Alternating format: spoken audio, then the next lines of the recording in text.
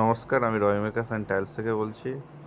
আজ একটা নতুন নিউ মডেল, জিগজ্যাগ নয়, এটা নিউ কসমিক মডেল আমরা বলে থাকি।